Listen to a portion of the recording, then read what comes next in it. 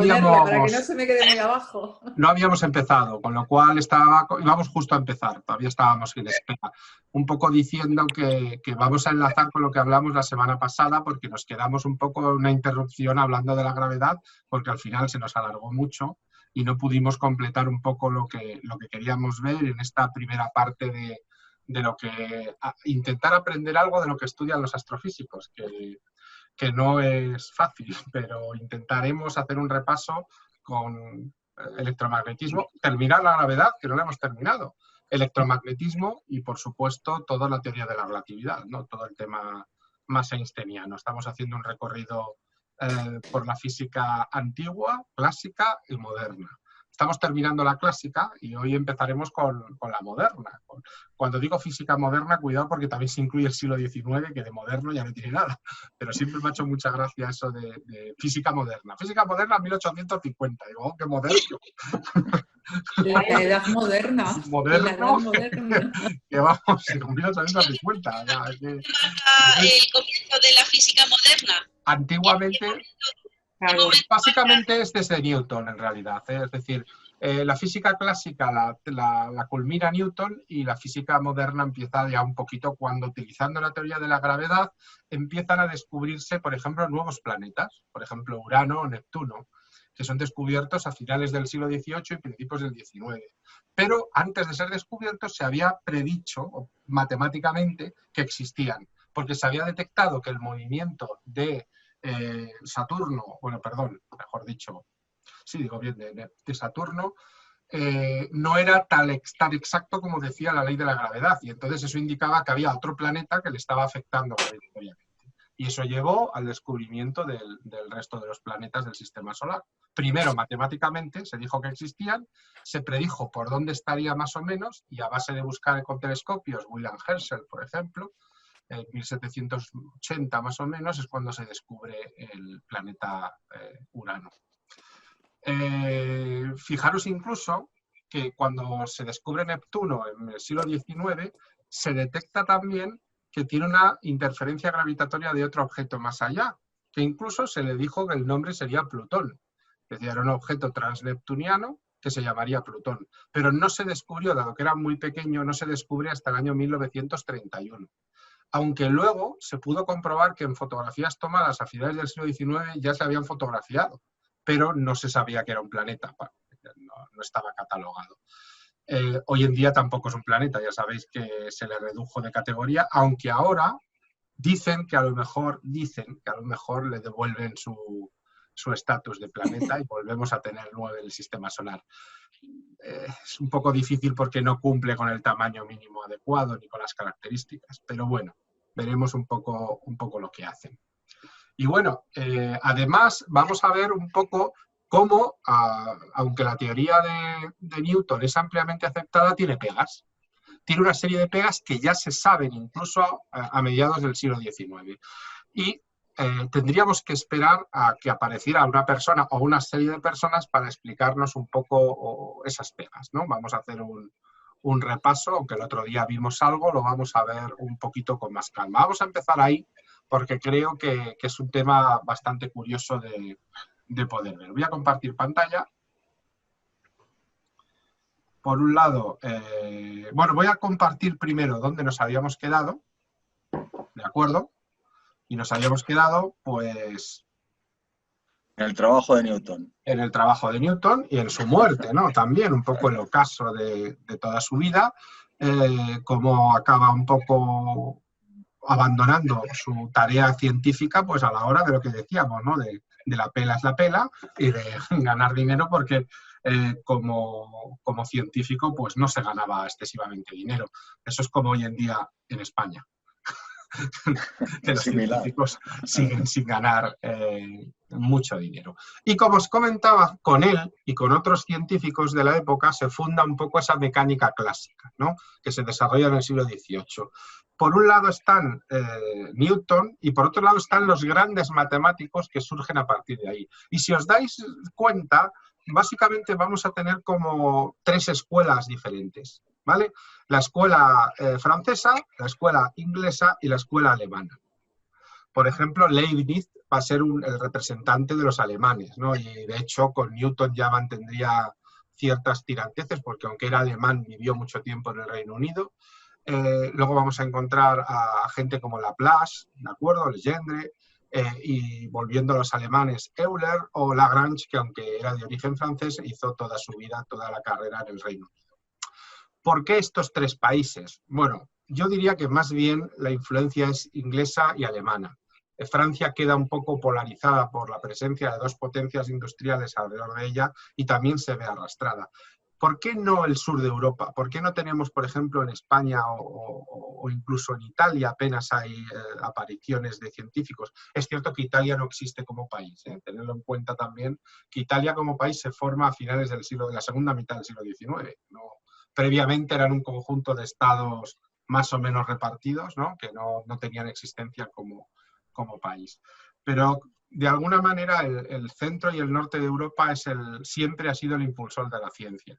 No podemos decir que el sur de Europa en ese sentido haya tenido, salvo honrosas excepciones, una importancia clave. Sin embargo, hay problemas que son muy curiosos de resolver con la gravedad. Por ejemplo, en la gravedad, si os dais cuenta, en la fórmula que utilizamos, aquella de F es igual a G por M partido por la distancia al cuadrado, se toman siempre dos cuerpos para comparar la fuerza-gravedad entre ellos. Pero ¿qué pasa cuando hay tres cuerpos? ¿No? De ahí viene una expresión muy conocida que es el problema de los tres cuerpos. Pues hasta hace muy poco no éramos capaces de resolver las ecuaciones que se planteaban ahí. De hecho, hasta hay una novela de ciencia ficción que tiene mucha fama actualmente, de un autor chino, que se llama también así, El problema de los tres cuerpos. Esto se fue avanzando según supimos más matemáticas, ¿de acuerdo? Tened en cuenta que Newton no sabía más matemáticas que cualquiera de nosotros. De hecho, probablemente sabía menos. O sea, pensad que los científicos del siglo XVIII básicamente conocían las reglas aritméticas básicas y geometría. Eran buenos en geometría, pero nada más. Entonces, calcular una ecuación era un esfuerzo importante para ellos. Ahora mismo un científico del siglo XVIII se hubiera maravillado de que un niño de segundo de la ESO te resuelva una ecuación de segundo grado. Me imagino la cara que hubiera puesto Leibniz, ¿no? Si ve como eso que le costó tanto desarrollar, ahora coge un niño en la pizarra y ya está, venga, no, o sea, cómo ha cambiado el mundo, ¿de acuerdo? Bueno, pues vamos a ver un poco qué es eso que los científicos notan como que no funciona correctamente. Vamos a repasarlo.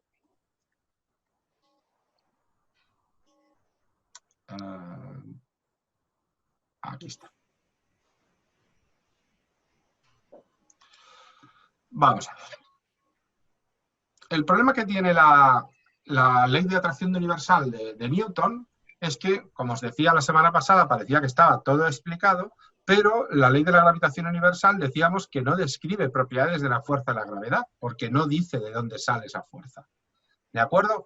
Los primeros que lo notan fue al observar la órbita de Mercurio, ¿no? Entonces comentábamos un poco que esto lo vamos a saltar, que ni siquiera la teoría de la gravedad de Newton era capaz de responder a todas las dudas que generaba la física moderna. Tuvimos que esperar a 1905 para que Einstein hiciera una suma de cosas. Por un lado, un par de preguntas muy simples, que vamos a ver ahora. Por otro lado, muchísima intuición. Era una persona con mucha intuición. Einstein decía muchas veces que no era capaz a veces de resolver un problema, pero era capaz de darse cuenta si la solución planteada podría ser correcta o no. Lo cual es un concepto de intuición matemática y física muy importante. Y por otro lado, independencia y valentía científica, porque se iba a poner enfrente y en contra de lo que muchos estaban admitiendo como la física clásica. Esas tres cosas le llevan a afirmar que la teoría de Newton no es válida bajo todas las condiciones. ¿De acuerdo? Como que tiene pequeños fallos. No es que sea fallos, sino que agujeros, digamos, en los cuales no se puede aplicar completamente. Lo que viene a afirmar es que cuando los cuerpos se mueven en línea recta y además a grandes velocidades, todo lo que Newton afirmaba de que el espacio y el tiempo y la masa eran conceptos absolutos, pues no lo son. Pueden cambiar. Es decir, que son relativos a la velocidad a la que se mueven. De ahí viene esa palabreja tan curiosa de la teoría de la relatividad. Por ejemplo, si yo me muevo a mucha velocidad, el tiempo para mí va a transcurrir de manera diferente a una persona que esté quieta, por ejemplo, sentada en un sitio. Esto parece contradictorio y parece como una cosa rarísima, pero es así. Y lo mismo sucede con la masa. Cuanto más rápido me muevo, mi masa aumenta. De alguna manera me vuelvo más gordo. ¿De acuerdo? Esto es un poco sorprendente, pero claro, ¿qué sucede? Cuando decimos velocidades altas, nos referimos a velocidades cercanas a las de la luz. No es que nos movamos en un coche a 200 kilómetros por hora. Ahí la dilatación temporal y espacial que se puede notar es prácticamente nula. Estamos hablando de 300.000 kilómetros por segundo, que es la velocidad de la luz en el vacío. Pues a velocidades sublumínicas, pero cercanas a esa velocidad. ¿De acuerdo? Ya sabéis que, por favor, paradme siempre, paradme. Porque si no me emociono y si tenéis cualquier duda, aquí me lo soltáis. Sin embargo, también a él le llamaba muchísimo la atención el tema de la caída de los cuerpos. Hablo de Einstein, ¿no?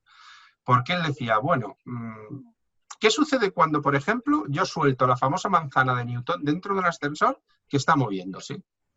¿Cómo podríamos describir su movimiento? Fijaros qué pregunta tan curiosa, porque es una pregunta que a lo mejor pues nadie se lo plantea, pero eso era un poco lo que caracterizaba de alguna manera especial a Einstein. Y esto tiene que ver un poco con lo que os explicaba el otro día del principio de equivalencia. Ya sabéis que no es posible distinguir lo que pasa dentro de un ascensor que se acelera con lo que pasa en presencia de la gravedad. Este era el principio de equivalencia. Es decir, si no tengo ningún marco de referencia, yo no puedo saber si estoy en movimiento o no. No sé si lo entendéis. Os pongo un ejemplo que seguro que os ha pasado alguna vez.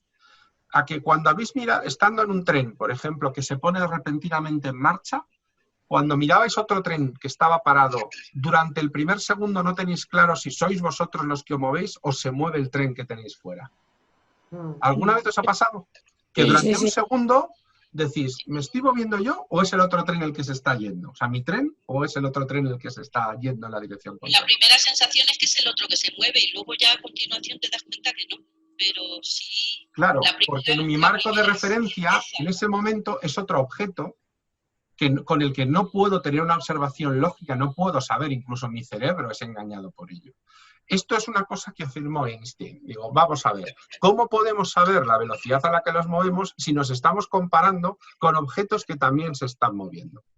Si yo voy andando a 40 kilómetros por hora sobre la superficie de la Tierra, pero la Tierra se mueve a 1.600 kilómetros por hora alrededor del Sol y el Sol se mueve a 4.000 kilómetros por hora alrededor de la galaxia, ¿cuál es mi marco de referencia? ¿La suma de las tres velocidades? ¿Respecto a qué? Al centro de mi galaxia, porque también la galaxia también se está moviendo. Entonces se produce un sinfín, ¿no?, de relatividad. Y entonces Einstein dice, no, Newton no tenía razón en eso.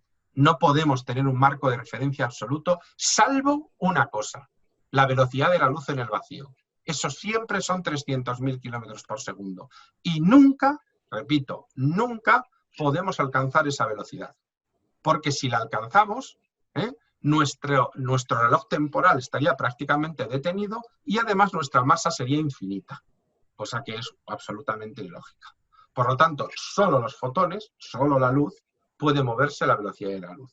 Luego, nuestros sueños de tener vehículos que se muevan más rápido que la luz son imposibles. Otra cosa es que nos busquemos atajos por un lado, que también se pueden plantear de otra forma. Pero la velocidad de la luz es un absoluto y no se puede superar. ¿Por qué nuestra masa sería infinita? Porque según te mueves más rápido, nuestra masa aumenta. Hay una ecuación con las transformadas de Lorentz que demuestra eso. El tiempo va más despacio y la masa aumenta. Cada vez. Ojo, insisto, hablo de velocidades cercanas a la luz. por hecho que te muevas rápido en un coche, no vas a percibir que tu masa aumenta, lógicamente. Pero en velocidades cercanas a la de la luz. ¿De acuerdo? Muy bien. Bueno, una de las cosas que describe Einstein es que se imagina en el experimento del ascensor que está subiendo y a la vez deja caer una manzana, que un rayo de luz se filtra dentro del ascensor.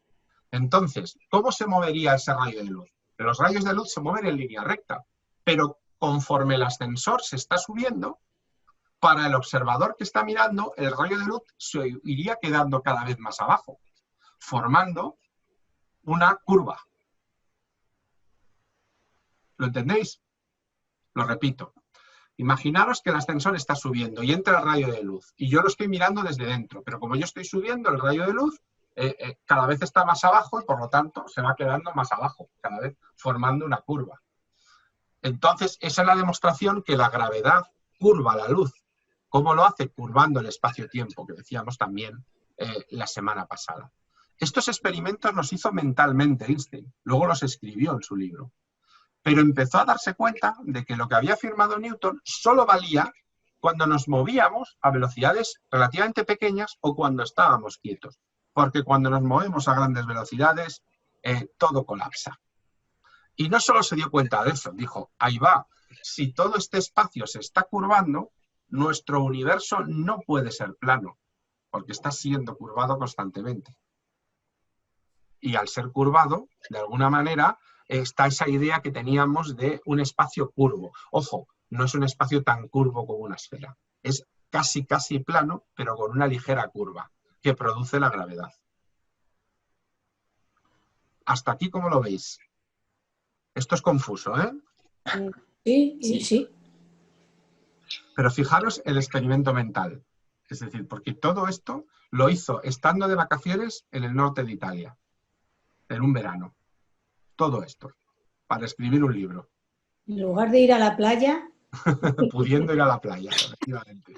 Estaría confinado. Pues en parte era así, porque le habían salido mal las cosas, estaba un poco amargado porque no le habían dado un cargo en un departamento de patentes, ¿no? O sea, que estaba un poco enfadado con el mundo, ¿no?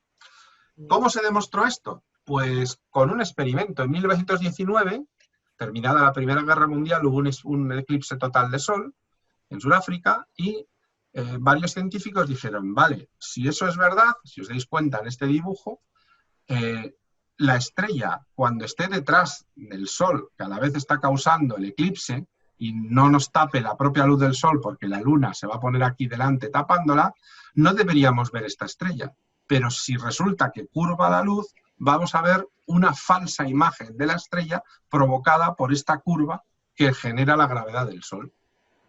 Y efectivamente fue así. En ningún momento se dejó de ver esa estrella, cuando tenía que haber quedado oculta por el Sol delante. Pero lo que estábamos viendo no era la verdadera estrella, sino la imagen de la estrella como si fuera un espejismo causado por una distorsión gravitatoria de la luz. Y esto se demostró en 1919. Y en ese momento, Einstein, que apenas tenía 30 años, le reconocieron, ya era famoso, ¿no? Le reconocieron evidentemente como el científico que estaba cambiando el mundo. También había tenido una aportación muy importante con el efecto electromagnético, con el espectro electromagnético. O sea que no se curvan las redes de espacio-tiempo del universo para que veamos la estrella. Lo que se curva es la luz solamente. Sí, pero la luz se curva porque se curva el espacio-tiempo también. La luz se mueve, pero como el espacio-tiempo se curva por la gravedad, es como si la carretera y de repente le obligáramos a hacer una curva. Y entonces el coche, que es la luz, hace esa curva. Pero efectivamente quien se curva es el espacio-tiempo. Si se curva el espacio-tiempo, entonces lo que vemos tendría que ser la estrella también, ¿no? Y la vemos. O sea, y efectivamente la vemos. La Vemos la luz imagen, la luz de la estrella. No confundamos, cuidado con lo que muchas veces pensamos. Eso os lo he dicho muchas veces. La luz que vemos de una estrella no es la estrella, porque a lo mejor esa estrella ni existe ya. Porque si es una estrella que está a 1000 años luz, es la luz que emitió hace 1000 años. Hace 1000 años. Ya. Si es a 1 millón de años luz, hace 1 millón. Y si es a 10.000 millones de años luz, es hace 10.000 millones de años. Anda, ¿dónde estará? ¿Dónde está la estrella? A lo que me refiero es en el eclipse. Si hay la imagen el dibujo que había antes, al dar la luz se curva con el sol, ¿no? Se curva el espacio-tiempo y al curvarse el espacio-tiempo, la luz tiene que hacer una curva porque la luz se mueve recorriendo el espacio-tiempo. Vemos una estrella, pero no es la estrella, sino la luz Sí, de esa estrella. es la luz de esa estrella, exacto. Ah, Que es la luz que emitiera en su momento, pero que no deberíamos ver en ese momento, porque realmente si no existiera y no estuviera el sol aquí, veríamos la estrella colocada en esta posición. Sin embargo, la vemos aquí. ¿Por qué? Porque el sol ha curvado esa línea. Ah, vale, vale. O sea que lo que estamos viendo es la luz que ha quedado un poco, la luz que ha ido dejando, ¿no? La estrella. No te entiendo. Quiero decir, al curvarse el espacio-tiempo, todas las redes de espacio-tiempo se curva también, la estrella cambia de posición. No. La luz de la estrella. Solo la luz. Insisto, lo que vemos de una estrella es una luz emitida hace muchos años. Ya. Entonces, Pero que esta luz, al cuando está curvarse el llegando a la Tierra, cuando está llegando a la altura de nuestro Sol, sufre la deformación del espacio-tiempo. Vamos a visualizarlo como una carretera. Imaginaros que hay una carretera que va aquí hasta la Tierra en línea recta, es decir, que hace una línea recta así. Uy, perdón. ¿De acuerdo? Hace una línea recta. Pero de repente, cuando aparece el Sol, esta carretera la obliga a hacer una curva. Y entonces la estrella, que antes hacía un recorrido directo, ahora se mueve y como vemos la luz saliendo por aquí, nos da la sensación de que la estrella está aquí, porque nosotros pensamos que la luz se mueve en línea recta. Pero como el espacio se está curvando, ya no se está moviendo en línea recta. Entonces lo que tenemos es una especie de espejismo. Claro, a eso voy. Estamos viendo la estrella en otra posición.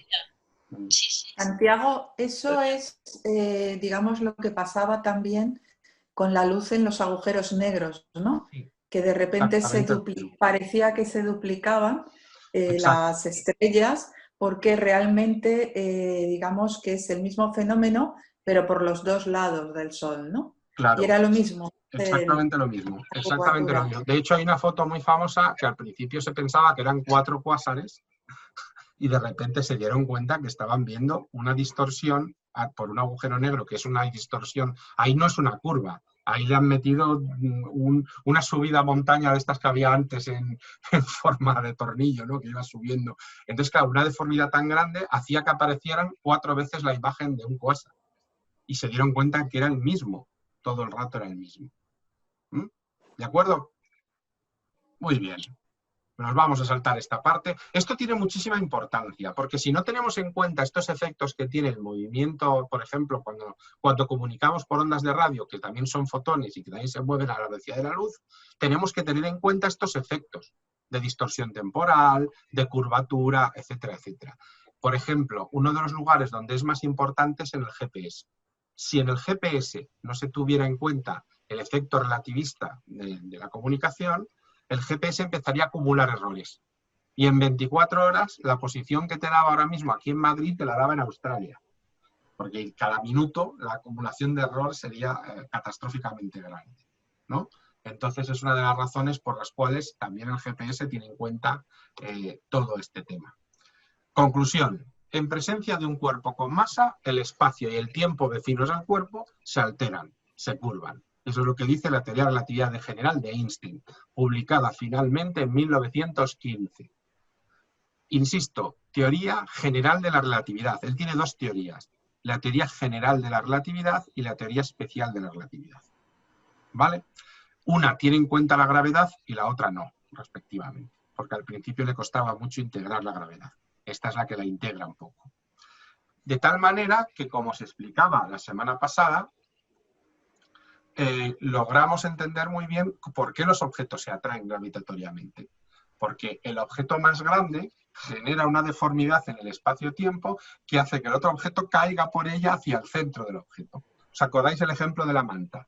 Cogéis una manta, la estiráis, eso es el espacio-tiempo. Y ahora cogéis una cosa pesada, una jarra pesada. ¡Pah! La ponéis en el medio. La manta se deforma hacia abajo, creando un agujero. Poned una pelotita pequeña, un objeto que si fuera un satélite sería atraído, por ejemplo, por el planeta, que es la jarra.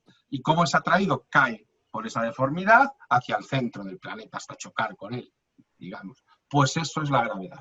La gravedad está causada por un efecto de la teoría de la relatividad.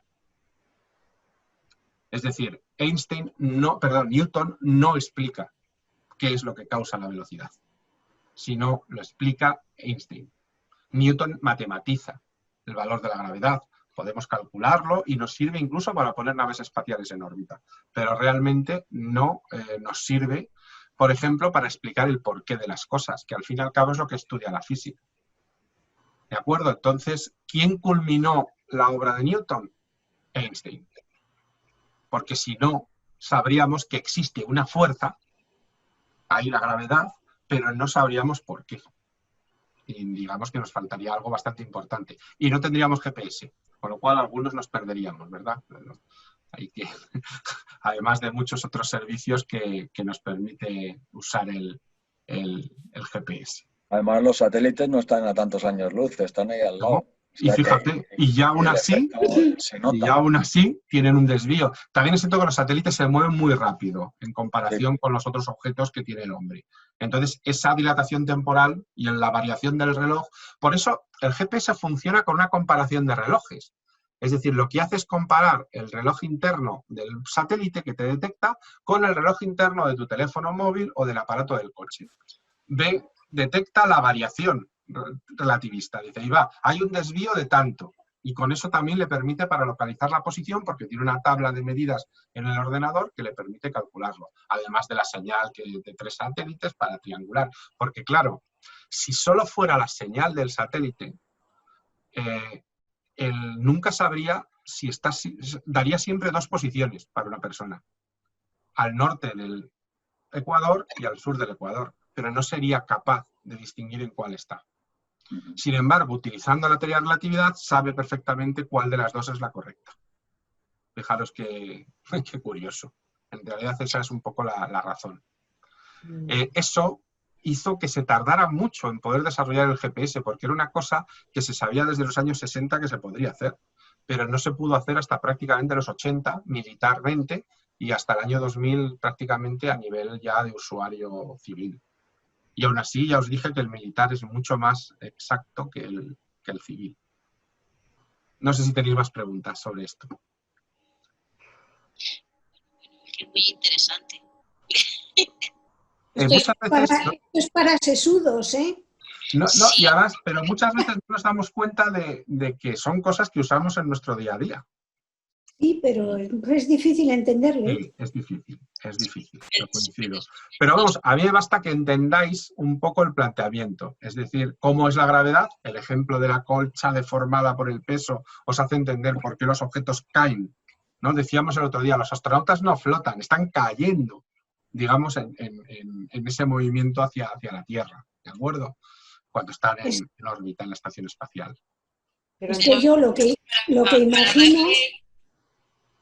imagino es como una manta que envuelve todo el universo. Eso es.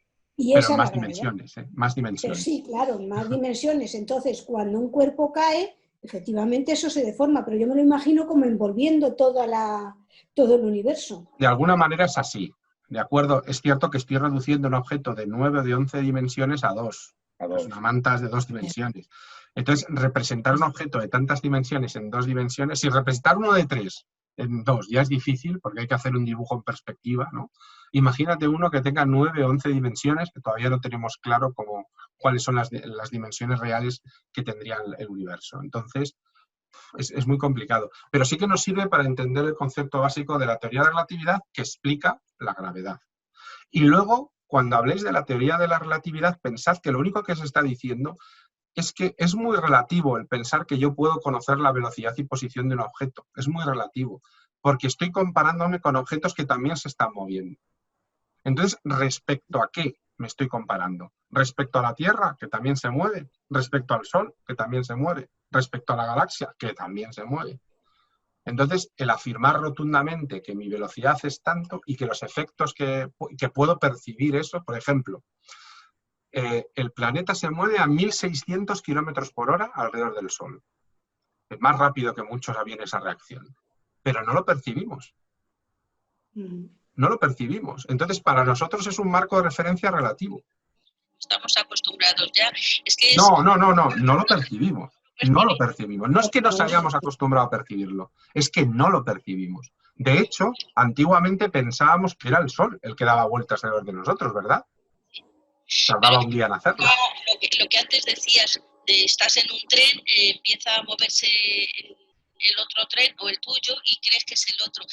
Dices, no sabes cuál de los dos se mueve, pero sí cuando es el tuyo el que se mueve y el otro está parado, sí sientes una sensación de angustia, de ¡ah! Y sin embargo... Bueno, sí, pero, ¿sabes? No es que sea angustia. No es que sea angustia. En realidad es cierto que se siente una sensación rara, pero se debe a que tu cerebro está intentando procesar cuál es la información correcta. Y que tu cerebro no sea capaz de definirlo. Esto sucede mucho cuando vemos estas lunas tan grandes, ¿no? Que vemos que en realidad no existen, son falsas. Es decir, es nuestro cerebro que nos hace ver la luna más grande de lo que realmente es, porque no es capaz de distinguir el horizonte. Entonces el foco no sabe muy bien si la luna está más cerca o más lejos. Entonces la percibimos muy grande, pero cuando le hacen una foto con una cámara, vemos que el tamaño de la luna no es así de grande. Fijaros, nuestro cerebro es fácil de engañar. Es muy fácil de engañar. En ese sentido. Bueno, vamos a volver con el amigo Alberto. Ahora ya... Bueno, vamos a volver donde habíamos dejado a nuestros físicos. Y... bueno, no me quiero parar aquí, esto os lo voy a dejar, ya os lo voy a enviar hoy el documento, no lo he querido enviar para que no supierais con antelación lo que vamos a hablar. Dar un poco de... Ahora ya lo vais a tener. No tengo tiempo para leerlo antes, lo juro.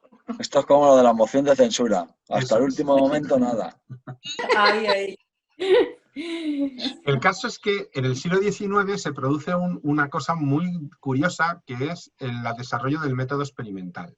Hasta ahora los físicos habían sido, ¿os acordáis que decía filósofos naturales?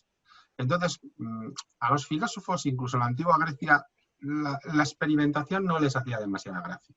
Con algunas excepciones, el caso de Eratóstenes es muy, muy evidente, pero en general, y algunas excepciones modernas, como fue Galileo, hay que esperar al siglo XIX para encontrar gente que experimenta, que no solo teoriza, sino que empieza por un lado, se desarrolla la química moderna. Empezaron a conocerse todo el espectro químico. Por otro lado, la electricidad. Se puso muy de moda entonces el galvanismo, ¿no? Que se llegó a pensar incluso que con una descarga eléctrica podíamos reanimar a un ser vivo. Y si no tenéis el ejemplo de Frankenstein de Mary Shelley, ¿no? que realmente utiliza la teoría del galvanismo, que estaba muy de moda a principios del siglo XIX, para hacer su libro.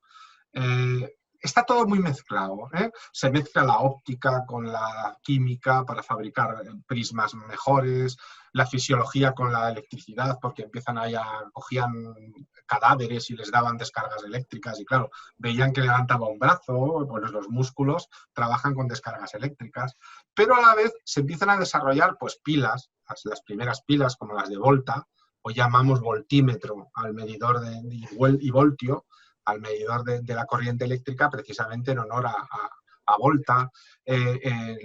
Desarrollamos también todas las leyes de los gases, gracias a Dalton. Es decir, tenemos un montón y la primera teoría química. Tenemos un boom. Y en este caso, por primera vez, son científicos, como digo muchas veces, sin formación pura, pero muy buenos experimentales. Tenemos el caso de la termodinámica, que tiene mucha importancia en el caso de la astronomía, aunque no nos vamos a parar en ella. Os dejaré aquí información para que veáis un poco esta rama de la física, cómo se desarrolla, qué es la conservación de la energía, qué es la entropía, qué es el cero absoluto. Esto es muy importante que lo entendamos, ¿eh? Hay una temperatura mínima del universo. No puede haber nada más frío que eso, que es el cero absoluto. Porque las moléculas estarían paradas. Ya sabéis que las moléculas y los átomos están en permanente movimiento y no existiría materia. Y esa temperatura es 273 grados bajo cero centígrados. Entonces no puede haber un objeto a 1000 grados bajo cero. No es posible. no puede haber nada más frío que 273 grados bajo cero. Y no existe nada más frío. ¿Mm? Y finalmente llegamos al electromagnetismo, ¿de acuerdo? Que ya sabemos que, digamos que, aunque ya en el siglo XVII había científicos como William Gilbert que habían estudiado el magnetismo, y en el XVIII se había avanzado bastante, es en 1791 cuando el italiano Galvani descubre la bioelectricidad, descubre que en nuestros cuerpos hay descargas eléctricas. Oersted descubre la relación entre electricidad y campos magnéticos. Esto todavía hay gente que no lo sabe, pero ambas cosas están relacionadas. Es decir, si tú acercas un imán o una brújula a un cable eléctrico que esté conectado, la brújula se desvía al cable eléctrico. Y al revés, un cable eléctrico enrollado, al moverse, puede producir magnetismo. ¿De acuerdo? Son dos fuerzas que están muy relacionadas. También os dejaré. Y también nos permite desarrollar las ecuaciones de Maxwell y llegamos a lo que sería el colapso de esa física clásica que había empezado Newton, porque además de lo que os he citado, hay un montón de cosas que empiezan a hacer que, oye, que hay algo que no funciona bien. Vamos a pensar una cosa curiosa. Vamos a intentar ser un poco científicos. A ver qué respuestas me dais. Que esta es muy buena. La luz, ¿cómo se transmite en el vacío?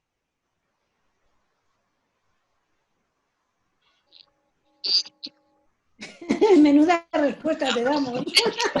No, pero teoricemos. Esta A ver, pregunta no se hace un viernes hasta ahora, que lo sepas. porque si en el vacío no hay nada, ¿cómo se transmite la onda de la luz? No vimos que en el vacío, que el vacío como tal no existía, que había una materia pura. Digamos que es cierto que no existe un vacío puro, pero digamos un vacío bastante intenso sí se puede crear y en el espacio es así. O sea, pensad que las ondas se mueven a través de materia. Por ejemplo, una ola en el mar, ¿de acuerdo? Necesita del agua para moverse la ola. Si no hay agua, no hay ola, obviamente, ¿no? Eso está claro. O el sonido. El sonido es una onda. Necesitamos que haya aire. Por muy bueno que sea un cantante, en el espacio no le vamos a ver, porque no hay aire. Entonces, mi pregunta es, si no hay nada, ¿cómo se transmite esa onda? Es una pregunta que me llevo haciendo unos cuantos años y me da vergüenza preguntarlo. Pues pero no, yo creo que aquí estamos para contestarlo. Esa y otra. ¿no? Y otra. Yo creo que cuando estábamos todavía en el sol. centro. Sí, llegué a un comentario, ese primer año hice un comentario al respecto. Hiciste algo, que me ha olvidado por completo. Uh-huh. Me acuerdo de que lo hiciste, nada más, no el contenido. ¿Alguien se atreve a dar una teoría? Una teoría de cómo se mueve la luz en el vacío. ¿Qué usa para moverse? Pues. ¿Qué has dicho? ¿Qué usa para moverse? Las olas del mar usan el agua, el sonido usa el aire. ¿Pero qué usa la luz? ¿Qué usa la luz? Si no hay nada. Si está en el vacío. No usa nada, entonces. Es que me estoy desconectando. Los electrones o algo así. Pues digo yo que no vas muy desencaminada, ¿eh? No vas muy desencaminada. La luz tiene partículas eléctricas. Entonces... No, no es verdad. No tiene partículas eléctricas. Son electrones, pero no son partículas eléctricas. Bueno, aunque tienen carga eléctrica también. Pues pero vamos a decir que son fotones. Yo lo explico de una forma mucho menos científica que tú. Pero... Fijaros en una cosa. Ese problema le obsesionaba a Newton y a todos los científicos del siglo XIX. Y llegaron a la conclusión de que el universo estaba lleno de una sustancia a la que llamaron éter. Y que en la luz se movía a través del éter. Esto es una expresión que seguro que habéis oído alguna vez. Sí. Nos llega desde el éter o cosas así, porque ha seguido circulando por el idioma, ¿no? Tanto en inglés, en castellano, en cualquier idioma. Pero claro, por el sonido. Hablábamos del sonido. Sí. Lo del éter. Sí. No, ahora hablo de la luz. Hablo de la luz. Sí, pero quiere decir que... Sí, todavía llego ahí. Lo que pasa incluso que luego reconoció. Sí, bueno, lo que pasa que más bien el error iba por otro lado, que luego revisaremos, pero sí, es cierto. Lo que pasa es que un poco antes de Einstein hubo unos científicos, un experimento que se llama Michelson-Morley, que dijo, vale, vamos a detectar el éter. Y entonces ellos dijeron, si yo me estoy moviendo todo el planeta Tierra en su órbita alrededor del Sol dentro del éter, como si me estuviera moviendo en el agua, dijeron, pues entonces la luz que me llega desde atrás va a tener menos velocidad que la luz que me llegue por delante, porque la que voy hacia ella se suman, como van una contra la otra, se suman las dos velocidades. Es decir, si yo estoy en un coche a 40 por hora y me choco con otro a 50 por hora, el impacto equivale a un impacto a 90 kilómetros por hora. Pero al revés es lo contrario. Esto es como cuando os cruzáis, y os habrá pasado alguna vez volando en un avión y habéis visto por la ventanilla que os cruzáis con otro avión. Cuando os cruzáis en dos direcciones diferentes, el cruce es rapidísimo, porque las velocidades se suman. Pero cuando vais en la misma dirección, da la sensación de que los dos aviones vais lentos, porque uno respecto al otro puede ir hasta en paralelo, a la misma velocidad y ni siquiera adelantarse, porque las velocidades se restan. Era una cosa muy lógica y midieron la velocidad de la luz. ¿Qué hicieron? Se situaron uno en una montaña y el otro en otra montaña en una noche clara a varios kilómetros y encendían unas lámparas y medían el tiempo de respuesta. ¿Qué sucedió? Que no detectaron ninguna diferencia. Y porque entonces, aquí estamos hablando de la luz visible, ¿no? Bueno, da igual porque todo, aunque la longitud de onda varíe, siguen siendo fotones. Es decir, la luz visible es cierto que es un espectro pequeño de todo lo que es el espectro electromagnético, pero recordad que son simplemente ondas. Entonces, nosotros vemos un espectro de ondas que son muy achatadas, muy pequeñas. Luego tenemos ondas mucho más grandes y ondas muchísimo más pequeñas todavía. Pero todo vale como espectro electromagnético. Pero claro, se acabó el éter. Demostraron que no existía el éter. Y eso significaba que cómo narices se movía la luz en el vacío. Bueno, pues se descubrió que la luz se movía en el vacío gracias a su propia partícula. Es decir, el electrón, el fotón, se comporta a la vez como una onda y como una partícula. Eso se llama dualidad onda-corpúsculo. Y esto revolucionó completamente la física moderna. Fijaros si lo revolucionó, que realmente el premio Nobel de Einstein es por esto y por la radiación de cuerpo negro, en general por partículas. No es por la teoría de la relatividad. No le dieron el premio Nobel por la teoría de la relatividad. No se lo dieron, sino que se lo dieron realmente por explicar parcialmente el experimento de Michelson-Morley. Lo vamos a ver ahora. O sea que hay partículas. En parte sí, pero no pueden ser únicamente partículas. Es decir, de alguna manera lo que sabemos ahora es que son a la vez las dos cosas. Fotones y partículas. No, ondas y partículas. Ondas y partículas. Eso es. Una partícula se mueve en línea recta, digamos. Se mueve en línea recta, pero una onda va haciendo un movimiento ondular. Bueno, pues esto es una partícula que a la vez que se mueve, como tal, también tiene un efecto ondulatorio. Por lo tanto, puede viajar por el vacío porque tiene su propia partícula para hacer la onda en el vacío. Pero no solo eso, sino que también se descubrió que los electrones que se mueven son los responsables de causar también la electricidad y el campo magnético. Entonces aquí descubrimos, claro, un montón de cosas, todo el espectro electromagnético que hoy conocemos. Entre ellos, por ejemplo, los rayos X, ¿no?, que nos permiten hacer. ¿Qué son los rayos X? Fotones, pero fotones que se mueven con un espectro, digamos, de ondas muy pequeño y muy energético. ¿De acuerdo? Pero es el mismo fotón que percibimos nosotros con los ojos, pero la luz visible ocupa solo un porcentaje muy pequeño. Esto lo hemos visto alguna vez y luego os pondré una imagen. ¿Tiene que ver algo con las fluctuaciones cuánticas? ¿Cómo? Porque que si tiene que ver algo con las fluctuaciones cuánticas. No. No, son dos cosas distintas. Son dos cosas distintas.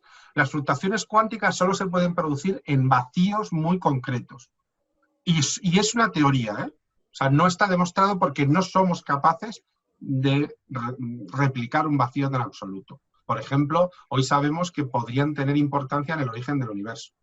Es decir, que en vacíos muy absolutos se crearían repentinamente de la nada, aparentemente de la nada, por fluctuación cuántica, una serie de par de partícula-antipartícula. Pero es otro caso. Aquí simplemente la partícula es un electrón, un vulgar electrón, que cuando se separa del átomo se convierte en un fotón y se va moviendo. Y eso es lo que es su propia partícula y su propia onda a la vez. Yo tengo el chiste que siempre cuento, a los alumnos lo decía mucho. Le digo, si tú miras un helado de cucurucho desde arriba, piensas que es un círculo. Si lo miras desde un lado, vas a ver con un prisma invertido y una bola encima. ¿Cuál de las dos es verdad? Las dos. No miento en ninguno, son las dos igual. Pues lo mismo pasa con la luz. La luz es a la vez un movimiento corpuscular y un movimiento de partícula. Y esto es lo que dio el siguiente salto con este hombre que tenemos aquí para la física moderna. Porque claro, al entender que toda la radiación que estábamos detectando era lo mismo, luz, pero con diferentes longitudes de onda, con diferentes intensidades, de repente todo se entendió. Se entendió lo que era la radioactividad. El matrimonio Curie lo descubrió. Y por cierto, tengo que reivindicar aquí al marido, porque últimamente parece que está de moda reivindicar solo a Marie Curie como su única descubridora. Tampoco vamos a ser injustos. Porque por una vez se reivindica a la mujer solo. Claro, no pasa nada, pero que tampoco caigamos en el olvido de su marido, que era un científico extraordinario y que evidentemente que participó en todos esos descubrimientos. Lo que pasa es que ella fue una pionera en su momento. No podemos caer en los dos extremos. También nos permitió... Einstein, su mujer era una científica muy buena. Primera mujer, sí, una matemática. Y era buenísima y le ayudó un montón a él y nunca la puso como colaboradora de lo que... Fíjate, la parte de que la ayudara no lo tengo tan claro porque cuando se escribe el libro ya se habían separado. O sea que no lo tengo nada claro. Y tampoco es un libro excesivamente matemático, pero que era matemática y buena, lo era. Y ahí hay una historia muy, muy negra de este personaje en el sentido de que tuvo una hija. Y de hecho ella, de hecho ella se separa por muchos motivos, pero uno de ellos es porque se enfadó con él, porque no la puso en muchas de las cosas que le ayudó ella, ¿eh?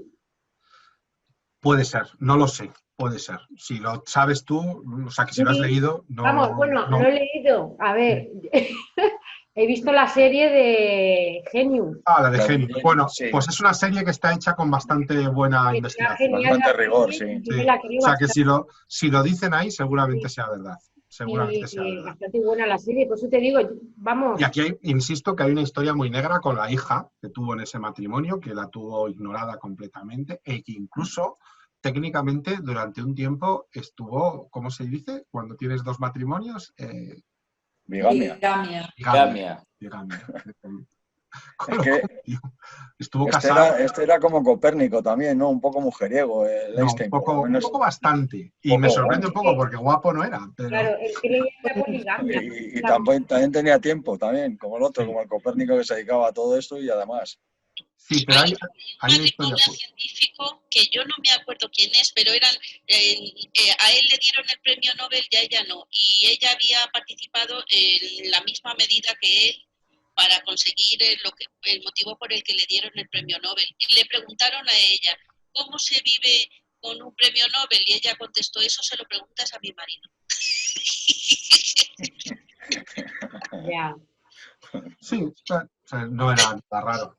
Yo lo que siempre digo es que lo que hay que reconocer son a las personas que hacen el trabajo.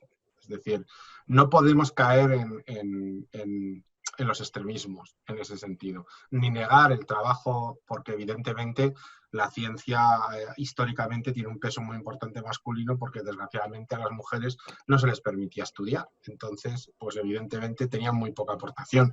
Pero ahora que su presencia es igual o mayor incluso en algunas partes de la ciencia, pues que también se le reconozca eso. El caso que describes tú no es un caso raro en el premio Nobel, en muchas otras cosas. Es decir, el premio Nobel a mujeres poquísimos. Entonces... Es que se lo han merecido, Pero también muchos hombres se los han merecido y no se lo han dado. Claro.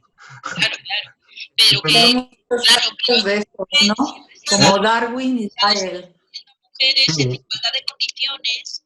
Y Es que no, lo que no podemos hacer es decir, no, como lo han llevado muchos hombres, ahora se lo vamos a dar solo a mujeres. no, Es un absurdo. O sea, lo que tenemos que premiar son realmente a los equipos. Este año, por ejemplo, han sido más mujeres, por poner un ejemplo. Yo creo que no estaría Es decir, mal dar un premio Nobel a todas esas mujeres que se las ha ignorado y que se lo merecían, aunque sea a título póstumo. no se pueden dar Nobeles a título póstumo. Ese es uno de los errores que comete la gente. El premio Nobel premia gente viva. Y lo tiene en su propia gente viva. Como los Oscar, como los Oscar. Eso. De hecho, los Oscar, cuando se da un Oscar honorífico, pobrecito del que, el que se lo dan, porque normalmente le maldicen. O sea, dicen, adiós, al año siguiente ya no está. Nadie no quieren ir a recogerlo, por eso. Por si acaso. Pero bueno, volviendo a Einstein y a su aportación, el caso es de la enorme importancia que tiene en transformar la física clásica a la física moderna. Es decir, fijaros, la energía nuclear hoy en día, las telecomunicaciones, los ordenadores, el mundo cuántico que estamos desarrollando en la alta tecnología, todo eso se debe a esas 2-3 aportaciones que realiza entre 1899 y 1915, perdón. Es decir, esas publicaciones que tiene con el efecto fotoeléctrico y con las dos teorías de la relatividad, la general y especial, crean el mundo moderno. Que sea para lo bueno y para lo malo, porque como solemos decir, la energía nuclear nos ha permitido una energía barata y relativamente limpia, pero también nos ha provocado armas nucleares, por poner un ejemplo. Pero aquí volvemos siempre a lo que decimos del cuchillo y el asesino, ¿no? No culpemos al cuchillo del crimen. Las herramientas se pueden usar bien y se pueden usar mal. Y yo creo que nos ha proporcionado el mundo moderno, tal como lo conocemos hoy. Hay que reconocerle a que sienta esas bases. Aunque bueno, esas bases a su vez están sentadas en los anteriores. Es decir, que no podemos pensar en él como el único que realmente aporta algo. Bueno, os dejo también un poco de su biografía, pero todos la conocemos, ¿no? Sobre todo su mala relación con el nazismo. Os hablo también del Annus Mirabilis, ¿no? Ese año, ¿no? Que en un año publica, pues fijaros, publica el efecto fotoeléctrico en marzo, el movimiento browniano en mayo, la relatividad especial en junio y la ecuación E igual a BC cuadrada en septiembre. O sea, todo esto en un solo año. Sí, sí. Y con 20 y tantos años. Estaba inspirado ese año, sí. ¿Eh? Estaba inspirado, sí, vamos, estaba que vamos a... Pero a mí me Pues de repente le encaja todo sí, y lo va publicando por piezas, está claro. Y además él lo dijo siempre, dice que fue un año para él cuando de repente descubre o hace clic, ¿no? Y puede desarrollar 4 teorías que en el fondo tenían una línea común, estaba detrás, que era todo el espectro electromagnético, pero que de alguna manera, salvo quizá la última con la relatividad especial y mc al cuadrado, que tienes que incorporar otras cosas, pero era el año perfecto. Acababan de publicarse las teorías de Maxwell, las transformadas de Lorentz y todas las matemáticas las tenía a su disposición. Entonces era como el año perfecto para poder publicar todo esto. Y se produce un poco la revolución relativista, ¿de acuerdo? Que básicamente se basa en 2 postulados, ¿no? El principio de relatividad, que dice que las leyes de la física son las mismas independientemente del sistema de referencia inercial escogido. En realidad lo que está diciendo es lo que decía, dice, da igual con quién te estés comparándote tu velocidad, que creas que te mueves, que no, porque al final todo va a depender de con quién te estás comparando, con lo cual las leyes de la física siguen siendo igual de válidas, da exactamente igual. Y por supuesto que la velocidad de la luz siempre es la misma en el vacío. No se puede alcanzar ni superar. Es la velocidad c. Y habla, pues eso, de algunas consecuencias como es la dilatación del tiempo, la relatividad de la simultaneidad, la contracción de Lorentz, que también la longitud del observador se modifica con su velocidad, la inercia del momento angular y, por supuesto, la equivalencia entre masa y energía, que esto pues lo podéis ir viendo. Y dime. Superado la velocidad de la luz. ¿Cómo? No se ha superado, es imposible. Pues llegará un momento que se supere. No se puede. Recuerda siempre que la transformada de Lorentz daría infinito. Entonces no se puede. Es decir, la velocidad de la luz en nuestro universo, es que ya alcanzar el 99,9 periodo de la velocidad de la luz sería muy problemático, pero bueno, si tienes una tecnología muy avanzada podrías hacerlo. Pero el 100% de la velocidad de la luz implicaría una masa infinita, porque te daría un infinito. Que la velocidad de expansión del universo ya la había alcanzado. ¿Cómo? Que pensaba o había leído o había soñado, ya no sé, que la velocidad de expansión del universo que ya había alcanzado la velocidad de la luz. No, no. Lo que sucede es que cuando tú miras a un objeto muy lejano, su desplazamiento al rojo cada vez es mayor. Entonces te da velocidades muy cercanas a las de la luz, pero en absoluto cercanas a la de la luz. Pero recuerda que eso es un efecto por la distancia. Es decir, que si tú estuvieras allí, te parecería que somos nosotros los que nos alejamos hacia velocidades cercanas a la luz. Es decir, en el universo, cuando miras a un objeto a miles de millones de años luz, se está alejando de ti cada vez más rápido. Pero para ellos, si hubiera un ellos en ese objeto, mirándonos a nosotros, seríamos nosotros los que nos estamos alejando de ellos. Principio de relatividad. Es decir, mires donde mires, estés donde estés, siempre te va a parecer lo mismo. Pero bueno, en cualquier caso se va expandiendo. Sí. Y lleva una velocidad de esa expansión. Sí. Pues eso, lo que Pero digo. la velocidad no puede ser superior a la de la luz. Ni siquiera puede ser igual. Ni siquiera va a ser nunca igual. El desplazamiento al rojo no alcanza la velocidad de la luz. Hay velocidades cercanas a la luz en algunos cuásares muy lejanos, pero pues suele ser un 75% de la velocidad de la luz, no el 100% de la velocidad de la luz.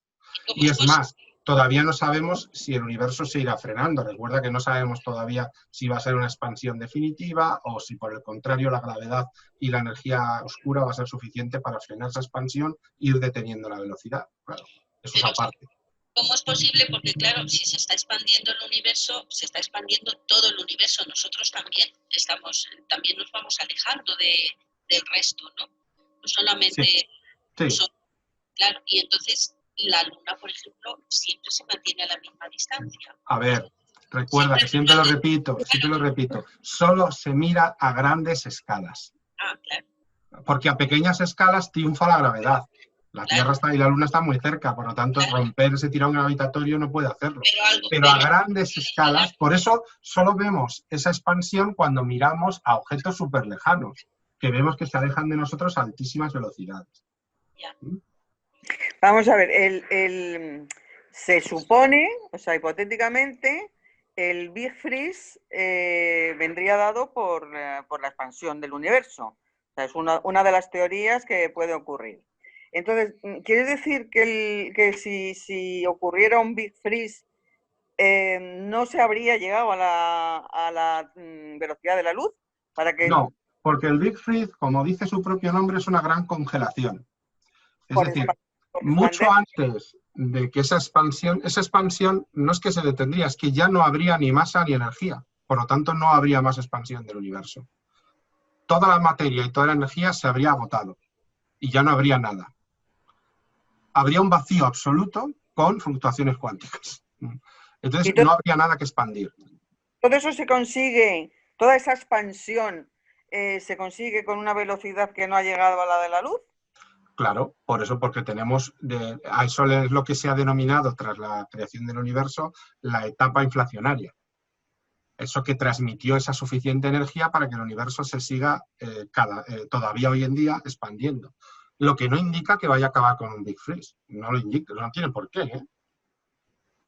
Puede que acabe de otra manera. O sea, esa es una teoría. Ya. Que a mí es la que más me gusta, por otro lado, pero no tiene por qué ser la correcta. ¿De acuerdo? Claro, pero bueno. Es difícil. Esto de pensar de que la velocidad de la luz no se puede superar es que es durillo. Sí, pero que atenta contra un principio que a nosotros tenemos muy metidos, que es que si yo ando a 10 km/h dentro de un tren a 50, respecto al suelo me muevo a 60, ¿verdad? Las velocidades se suman. Entonces, pues por ejemplo, si yo voy en un coche a 100 kilómetros por hora y enciendo las luces del coche, las luces del coche tienen que ir a 300.000 kilómetros por hora más 100 el coche. ¿Verdad? Es lo que nuestro cerebro piensa, pero no es así. No es verdad. No es verdad. Van a 300.000, no van a 300.100 o más 100. Sí, pero como uno está acostumbrado a que si tú te montas en una bicicleta y das pedales, vas a una velocidad, si das más pedales más y tal, pues tú siempre dices, ¿y por qué si doy pedales Pero para fíjate, llegar a eso 300.000 no lo sobrepaso? lo cuenta que con 18 años se dio cuenta de que esto no era así porque estuvo a punto de tener un accidente de bicicleta, de ser atropellado.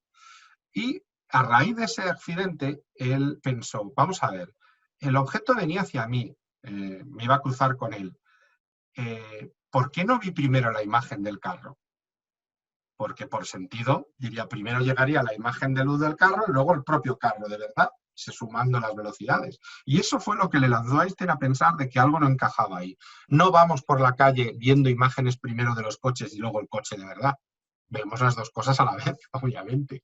Porque si no, imaginaros qué horror. Si se supieran, si se solaparan las velocidades y la luz, veríamos siempre dos objetos.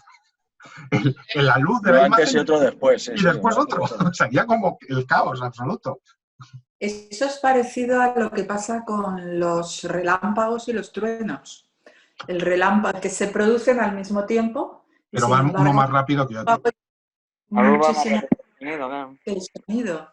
Claro, uno va mucho más rápido. La luz siempre es muy anterior, mucho más rápida que el sonido, con lo cual lo primero vemos es el rayo y después, unos segundos después, vemos el trueno. De hecho, solo los vemos a la vez si tenemos la tormenta encima. Es el único caso en lo que lo vamos a ver a la vez, ¿no? Pues bueno, sí, podría ser una analogía, por supuesto. Pero vamos, lo que yo quiero que os quedéis es un poco con esa idea, ¿no? De que ese principio es absoluto para el universo. Y da igual donde miréis, siempre se cumple. La velocidad de la luz es siempre la misma y no se suma a nada. Hay que metérselo a fuego grabado. Esto no quiere decir que un día inventemos un método para movernos a velocidades superiores de la luz a la de la luz. Pero no será con una forma de materia. Exactamente. A lo mejor creamos otra forma de movernos. Que todo lo tenemos encajado y ajustado a cómo percibimos las cosas, pues con la vista, con los instrumentos que tenemos o con tal. Y lo tenemos todo ahí cuadrado. Pero lo que tú estás diciendo ahora es que nadie dice que no seamos en un futuro capaz de ver las cosas de otra manera y la velocidad de la luz se supere. Claro, porque eso es como nosotros lo vemos. Mira, yo estoy convencido de que, creando un objeto, otra cosa es que, por ejemplo, digamos, bueno, pues hemos controlado cómo crear agujeros de gusano y nos trasladamos de un sitio así en 5 minutos. Entonces, hemos ido más rápido que la luz, obviamente, porque hemos recorrido una distancia enorme, pero no la hemos hecho en el universo. No la hemos hecho dentro del universo. Hemos creado un atajo entre dos puntos del universo en otra realidad o en otra dimensión, como lo queráis llamar, ¿no? Esto es como si nosotros viviéramos en una manzana, son una hormiga muy pequeña, ¿no? Y en vez de dar la vuelta entera, me como la manzana por el medio y la atravieso de lado a lado.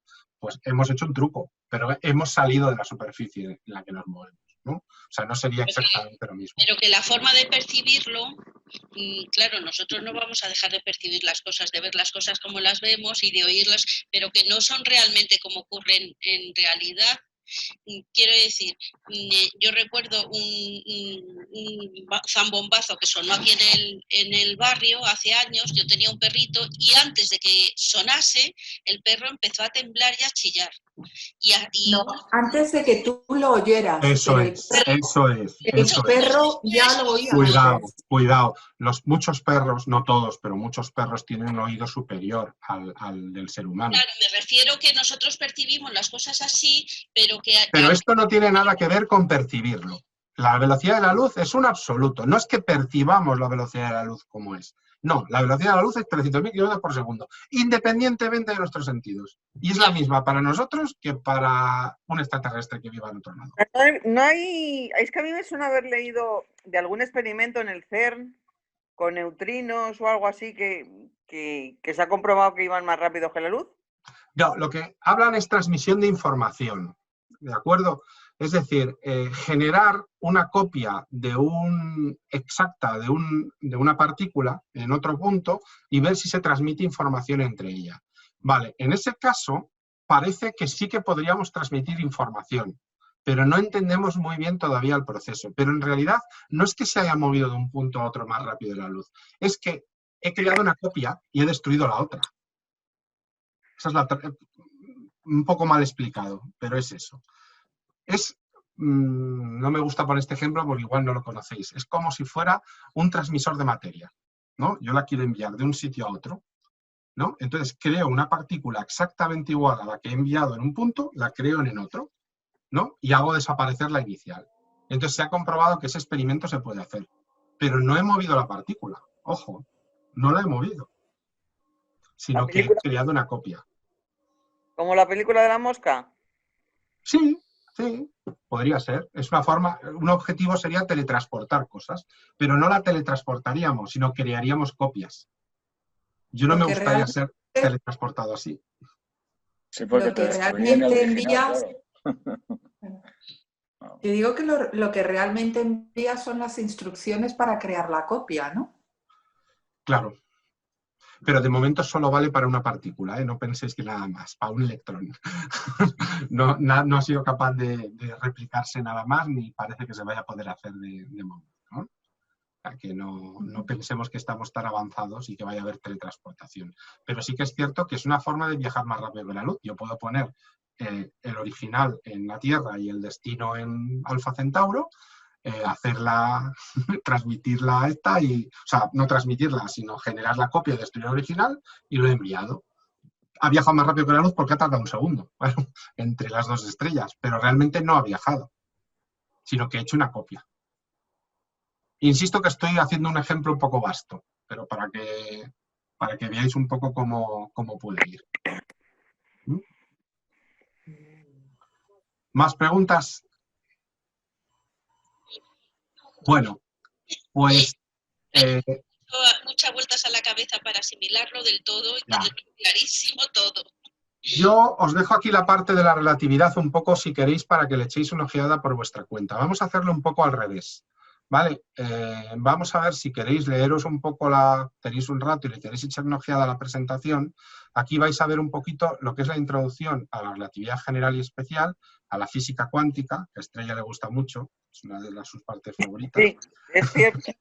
Por eso lo sé. Y a la mecánica cuántica. ¿No? Y entonces, es una parte para que veáis que también surge de lo que Einstein desarrolla. ¿De acuerdo? Y os pongo al final también algunas aplicaciones y consecuencias de la mecánica y la física cuántica dentro de lo que hoy en día estamos trabajando. Y la parte final sería un poco la introducción a la física del siglo XXI y preguntarnos si realmente pues, nos queda hacer algo de física. Y bueno, quedan muchas cosas como la materia oscura, la energía oscura, conocer exactamente el proceso de formación de estrellas, planetas, coronas solares, hay cosas que no dominamos, ¿de acuerdo? O sea que todavía la física, ordenadores cuánticos, nanotecnología, nuevos materiales, todavía queda mucho. Como veis, esto que os voy a enviar es un libro de física. O sea, básicamente es un libro de física simplificado en diapositivas, ¿de acuerdo? Para que tengáis una píldora histórica y una píldora de datos, de tal forma que podéis localizar históricamente dónde se produce el hallazgo o el descubrimiento, pero también entender de qué están hablando. ¿De acuerdo? Yo he intentado ser, algunas veces es que no queda más remedio que recurrir a las matemáticas, pero siempre las intento evitar. ¿De acuerdo? Entonces, currado tú.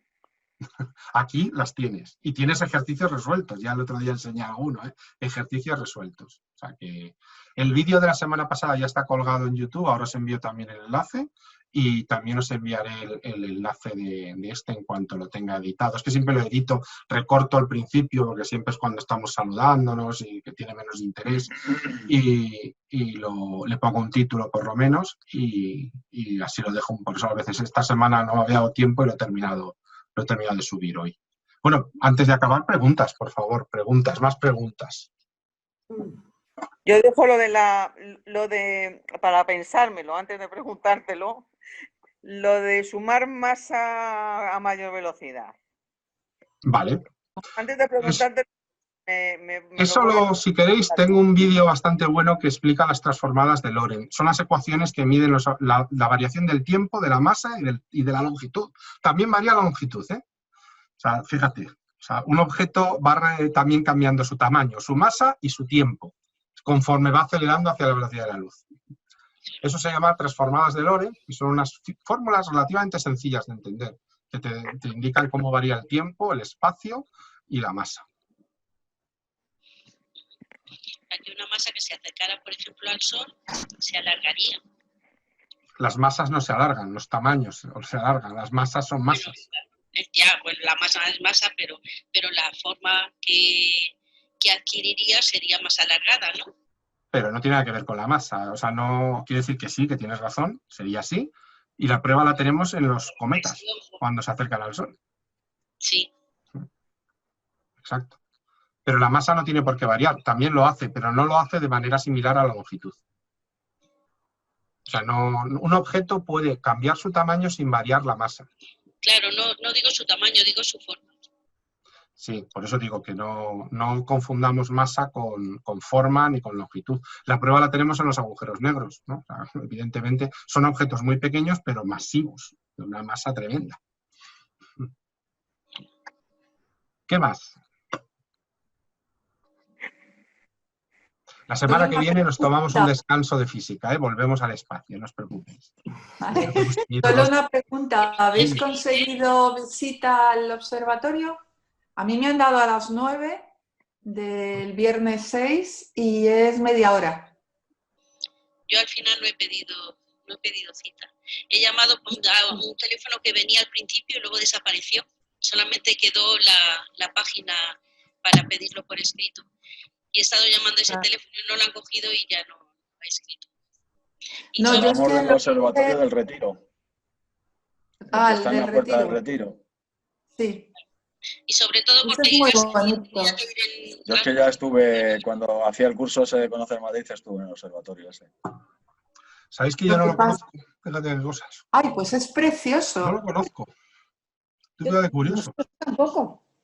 Y todo el mundo me lo ha dicho, que es muy bonito, que tiene una réplica de un Herschel, ¿no? De un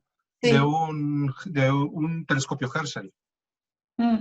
Y lo que es muy divertido es la silla esa donde está el telescopio, que se supone que es desde ahí, desde donde a ver si me acuerdo bien, que era desde donde se medía todos los mapas en España, es como el kilómetro cero de los mapas. ¿Era por Zoom o era presencial? ¿Era por Zoom o presencial? No, es que fui hace como 3 años con una cosa de la universidad como antigua alumna y me pareció muy bonito la tarde. Creo que pregunta esta visita, que sea así. La visita esta, que si vas a presencial. Ah, la que voy a ir yo ahora es presencial. Por eso me pareció muy chulo. ¿Y tal? ¿Tú crees que con los temas del confinamiento, depende de la zona donde estés, podrás o no podrás? Ya, pero es la ciudad universitaria y yo supongo que en la ciudad universitaria no hay zona básica. No está confirmada. En la lista no está. Vale, pero Argüelles sí, ¿eh? Sí, una zona sí. Sí, una zona sí. La zona de Guzmán el Bueno, ¿no? Me parece que sí, Guzmán el Bueno, Guzmán, la zona sanitaria de Guzmán el Bueno. Bueno, es que tienen unos números que... Pues yo he estado allí. Nuestro barrio bastante bien, ¿eh, Elena? Sí. ¿Qué número tenemos? 300. Ha subido un poco. Estábamos en 200 y ha subido a 300. Bastante bien, no, más mal que otros. Porque lo normal es 25, según parece. Sí. Es que decimos 200, que la OMS dice que son 50, lo que ya empieza a ser malo. Bueno, los alemanes con 25 ya te confinan y te ponen son una unos bola desgraciados los alemanes, hombre. Ya. Pero se ha muerto menos. Te digo. A ver, que los alemanes han sido de confinar mucho siempre. Que se lo pregunten a los polacos. Nosotros en San Martín, que he mirado la zona esa, Núñez Morgades, que no me sonaba para nada, y está al otro lado del Viso y al otro lado de Hispanoamérica. Es decir, al otro lado de las zonas más pijas, que nos sirven de barrera, Santiago. Los pijos no sirven de barrera. Bueno, no han confinado Majadahonda con 900 y pico por 100.000 habitantes. Efectivamente. Que tiene tela esa. Sí. 975 casos por 100.000 No, pero habitantes. Majadahonda Sí, Majadahonda sí está metido, un yo área, creo. ¿eh? Pero Han tenían, confinado Majadahonda sí está algún área metido en de- esta tenían que nueva haber orden. confinado totalmente. Bueno, yo es que soy de confinar en la comunidad entera totalmente por áreas. Porque Sí. con estos números... Vosotros. No digo confinarse en casa, ¿eh? No digo confinarse en casa, sino estar Algunas restricciones. con menos movimientos, ¿no? Con restricciones y demás. Sí, Pero bueno, Claro. yo de todas formas, yo también pienso que a la hora de confinar posiblemente estén pesando mucho más la política que la sanidad, porque Por dado eso es importante que, efectivamente, está clarísimo, La por eso es economía. importante que tengamos cuidado nosotros, porque como tengamos que depender de ellos, claro, pues lo eso, llevamos, que lo confinan llevamos todo. mal. Pero el problema es eso, que no confinas y al final la economía se va al garete Sí, porque que la es salud lo esa permite. falsa dualidad que están creando Sí. algunos. ¿Economía o salud? No, es que las dos están relacionadas, pero bueno, es lo que hay. Lo que les ha pasado a los suecos, no Por confinaron, ejemplo, ellos iban mira, de listos sí, y pues han mira, tenido más muertos que los vecinos y la economía ha ido a mal como el y resto. van O a sea, confinarse ahora van a poner unas restricciones bastante importantes, ¿no? Las han anunciado. De todas formas, yo creo que nadie acierta porque los belgas hace como 15 días o así dijeron, bueno, no, vamos a rebajar todas las medidas y vamos a dejarlo todo a disposición de la gente, como estamos diciendo aquí. 15 días después se estaban poniendo medidas más restrictivas que ninguno, porque lo de la gente Claro. pues se queda muy bien, pero al final pues somos Yo como creo que somos. las cosas van peor en Europa precisamente porque por la libertad. Es decir, que irónicamente juega un poco en contra nuestra. Es decir, No, claro. en Asia están muy acostumbrados a que, oye, que Cuando se quedes en veían esas casa. escenas de los chinos esos que se sobrepasaban, las que les daban, claro, no les quedaban Pues más ganas. lógico, pero aquí no somos chinos. Oye, que yo defiendo esto, que yo prefiero la libertad. sí, por Dios. Sí, o sea, por Muerto supuesto. pero en libertad, no como los chinos. Pero más que la libertad es el tema económico, ¿no? Porque si no fuera por el tema económico y hubiésemos estado confinados mucho más tiempo, ahora no habría tanto coronavirus como hay. Ya, pero puede ser Pero que... tenemos un China problema y es que el China turismo... 2 meses y medio y no tienen ahora. No tienen casi y es por Bueno, eso. o dicen que no tienen, que yo Claro. no me fío de ellos. Es que no Bueno, podemos tener información de esa gente. pero Sí, sí, sí, yo- bueno, pero vamos a creérnoslo. De lo que Ahora ellos- porque no nos interesa, Hombre, no nos lo creemos. ¿sabes cuántos móviles se Yo sí me lo desconectaron creo. en China en Yo sí me lo marzo? creo. En marzo. Y esto, vamos. En marzo, según ellos, tuvieron unos 20.000 muertos. En marzo se desconectaron 2 millones de móviles. en Pero China. a ver, hay cosas que las pueden esconder y otras no, pero sí se ve las imágenes de que la gente va por la calle y no hablan de Pero ojo, confinar que ni tú de... ves Están las mejor que imágenes que ellos quieren que veas. Claro, Vale, Y no hay sí, libertad de para ver acuerdo, imágenes. de Oye, acuerdo. está muy controlada la entrada ahora. Ya no Pero deja hay entrar a menos cualquiera sin- coronavirus que aquí, eso es seguro. De todas maneras, estoy convencida que a los políticos lo único que les interesa es que haya espacio suficiente en los hospitales y que haya UCI suficientes para que según la gente vaya enfermando. Mientras que no salga una vacuna, nos confinan no por nuestra salud, sino para tener hueco en los hospitales. Es En el que- momento que hay hueco en los hospitales, levantan el confinamiento y empezamos a salir. Nos empiezan a cerrar cuando ven que las UCIs y los hospitales, los números Pues de vamos a estar entrando y saliendo 2 años. Se rigen por eso. Bueno, habéis visto la última, ¿no? Que se supone Porque que si no que el promovería... grupo sanguíneo te influye también en Sí, la, lo de debe cero ser la positivo. tormenta de Sí, citoquinas. pero eso luego al final dijeron que no era Yo una había cosa oído muy... que no era un estudio muy serio. Pues me parece fatal, porque yo soy cero positivo.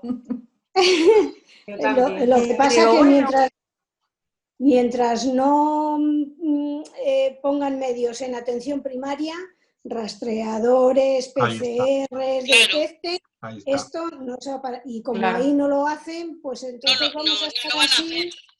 Y en cambio en China lo detectan todo eso a lo bestia. Y mira, ya el ejemplo, todos Corea. nazis, claro, O Corea, si nos vamos a una sociedad más democrática que apostó por eso. En una Y semana Hong en China Kong, hicieron Singapur. 9 millones de pruebas. Mm. O sea, 9 millones de pruebas en una semana en China, A mí, pues claro, la así que- lo detectan. Claro. A mí lo que me hicieron para la reincorporación, yo estoy yendo ya 2 días a la semana, era un mini test de estos que te sacan unas gotitas y es como un test de embarazo prácticamente. O sea, una cosita minúscula, le ponen ahí un poco, vamos, que me sacaron de aquí la sangre, yo alucinaba en colores. Sí, Y ya le pero venga a trabajar. esos dan muchos falsos negativos y falsos positivos, no son nada fiables. Sí, Los yo están también he oído mezclando. confiables. Lo que pasa es que te obligan... De fiabilidad. Claro. Tenemos todo adaptado, tenemos que estar con mascarillas, estamos en grupos burbuja de 2 y de hecho ha habido una compañera que su hija 20añera la acaba de contagiar y entonces, menos mal que con la otra que estaba había pasado el coronavirus al principio. Dice, bueno, pues ya va a ser un grupo burbuja inmunizado. Ya, pero no, porque hay gente que lo ha pasado y lo puede volver a coger. No tiene ninguna garantía de que no vuelvas a contagiarte. Hoy han dado noticias de que en un estudio americano han visto que como 7 meses. 7 meses, sí. Que han hecho Es la media que se tiene. Y es un estudio de The Lancet con muchísimos casos. O sea, la inmunidad segura es de 7 meses. 7 meses, sí. Sí, 290 y algo días, ¿no? Decían que son 7 meses. En bueno, fin, pues, os voy a dejar, nada, aquí son las 7. en los locales, ¿no? La semana que viene vamos a jugar, que lo sepáis. Un juego. Sí. A través de online. ¿Vale? Como aquella vez que jugamos allí en la sala, aquella. Ay, que sí, que fue muy divertido. Vale, también podemos hacer un Kahoot. Sí, además por aquí es muy fácil porque os sale en la pantalla la pregunta. No es como en el otro que teníais que estar atentos a la pantalla de la tele. Nos sale a todos a la vez. Nos sale a todos a la vez, eso es. Mira, pues es buena idea. Vale, venga. Oye, una pregunta. A vosotros, yo me he estado desconectando muchas... Sí. Tienes microcortes. No, eres tú solo. Sí, son microcortes de tu conexión. Tiene toda la pinta de que a lo mejor hay poca la transmisión entre donde tengas el ordenador y lo otro es mala y está entrando y saliendo. A lo mejor por eso tiene los microcortes. A lo mejor tienes que ponerte en un sitio más cerca donde tengas el router o poner un amplificador de la señal. Cuando me puse en la habitación donde está el router, ahí entonces ya era continuamente desconexión. Y en esta zona, ahora mismo estoy en el salón, pues en el salón como hoy, ¿no? Pero cuando me puse 2 días en la habitación donde tengo el router, la desconexión era permanente. ¿Y no puedes poner un cable? Claro, pero el cable mejor. ¿Un cable para qué? El cable mejor. En lugar de wifi, un cable del router al ordenador. Si tiene tu ordenador... Eso te va a hacer que vaya mejor. Sí. Bueno, pues sí, tengo el cable por ahí, pero... Pues Aldo, te va a ir mejor. Eso seguro que te va mejor. Yo estoy por cable, yo no estoy por wifi, yo estoy por cable en el ordenador. Sí. Para esto siempre. El cable, pero lo intentaré. Bueno, os lo dicho. Un placer. Igualmente. Buena semana, seguimos en contacto. Eso, igualmente. Bueno, pasarlo bien y cuidaros. Hasta luego. Chao. Chao.